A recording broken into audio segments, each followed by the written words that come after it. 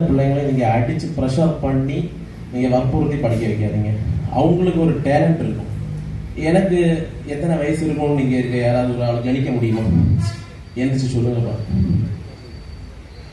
சொல்லுங்க. எவ்வளோ பேர் இருக்கீங்க இல்லை, எனக்கு எத்தனை வயசு இருக்கும்னு நீங்கள் எழுந்திரிச்சு சொல்லுங்க.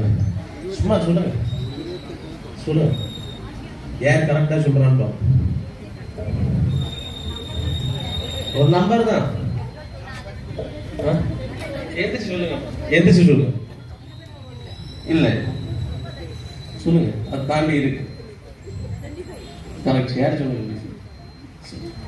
உங்களுக்கு எத்தனை பிள்ளைங்கம்மா? 2 பிள்ளைங்க. என் வயசை கரெக்டாக சொல்லியிருக்கீங்க. அப்போ அந்த 2 பிள்ளைங்க அதில் வளர்த்துறீங்கன்னு நினைக்கிறேன். எனக்கு 25 வயசு தான் ஆகுது. ஆக்சுவலி எல்லாரும் சொல்லுவா படித்து இன்ஜினியர் ஆகணும், கலெக்டர் ஆகணும். எனக்கு அந்த மாதிரி ஆசைலாம் இருந்துச்சு. ஆனால் எனக்கு அதை விட பெரிய ஆசை என்னன்னா, நான் என்னுடைய ஒரு 17 வயசில் எங்கள் அம்மாவை இழந்தேன். அப்போ நான் +2 படிக்கிறேன்.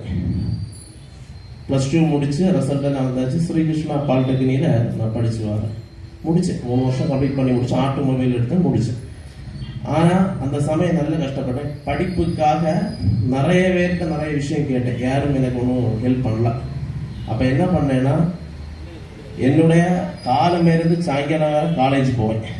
சாயங்காலம் 6ல் இருந்து நைட்டு 8 மணி இருந்த கோவிலில் போய் என்ன செய்வேன்னா, தூத்து தொடச்சி அந்த மாதிரி போய் பூஜா விஷயம் படிச்சு ஆன்மீகத்தில் போனேன். இந்த மனிதர்கள் யாரும் நான் தப்பாக சொல்கிறது இல்லை, இந்த விஷயம் அப்படி நினச்சிடாதீங்க. அந்த சமயம் நான் பண்ண அது வேலையாக நினைக்கல, ஒரு சேவையாக நினச்சி. அந்த சேவை தான் இன்னைக்கு இந்த ஸ்டேஜில் வேலையை ஏற்றி உங்கள்கிட்ட பேச வைக்கும்.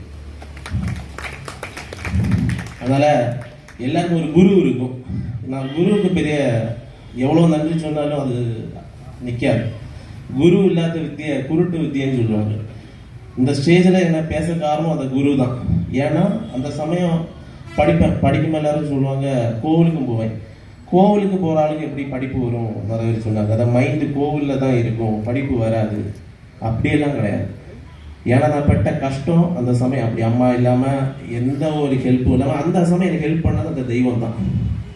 இன்னைக்கு நெஞ்ச தட்டி பெருமையாக நானே என்ன சொல்கிறதுக்கு விரும்பலை, இருந்தாலும் சொல்கிறேன். 4 பேருக்கு 4 நல்லது செய்ய ஒரு இடத்துல என்னோட தெய்வம் கொண்டு வச்சிருக்கு. இதுக்கு நான் இங்கே கீழே இருக்கிற எல்லாத்தையும் ஒரே ஒரு விஷயம் சொல்கிறேன். எதுவும் நம்ம கொண்டு வரல, எதுவும் மேலே கொண்டு போகிறதும் இல்லை. இருக்கிறது ஏதோ 4-5 வருஷம் தான். வாடகைக்கு தான் இங்கே வந்திருக்கோம். இன்னைக்கு நான் பேசுகிறேன், நாளைக்கு நம்ம அடுத்த வருஷம் நான் பேசுவேன்னு கூட தெரியாது, அது வேற விஷயம். அதனால இருக்கிறது வரை 4 பேருக்கு நல்லது பண்ணுங்க. அதுதான் உங்கள்கிட்ட எனக்கு சொல்ல முடியும். நம்ம நல்லது பண்ணோம்னா குறைஞ்செல்லாம் போயிடலாம் மாட்டோம். நம்ம இன்னைக்கு ஒரு விதையை போடுறோம்னா அந்த விதை செடியா மாறி மரமா மாறி காயா காய்ச்சி பழமா பழுக்கும்.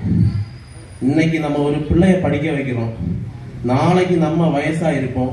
நம்ம சொல்ல முடியும் மனுஷ விஷயத்துல எப்போ என்ன வேணா நடக்கலாம். நாளைக்கு அந்த பையன் தான் ஒரு டிஸ்ட்ரிக்டினுடைய ஒரு கலெக்டரா இருக்கலாம். அவன் தான் நம்மளை கை தூக்கி விடுவான். நம்ம பகவான் ஸ்ரீகிருஷ்ணன் சொல்லியிருக்காரு, என்ன சொல்லியிருக்கு? எதையும் எதிர்பார்த்து நீ பண்ண, அதை எதிர்பாராமல் நீ பண்ண, அது கர்மா எதிர்பார்த்து உனக்கு ஒன்று பண்ணும்.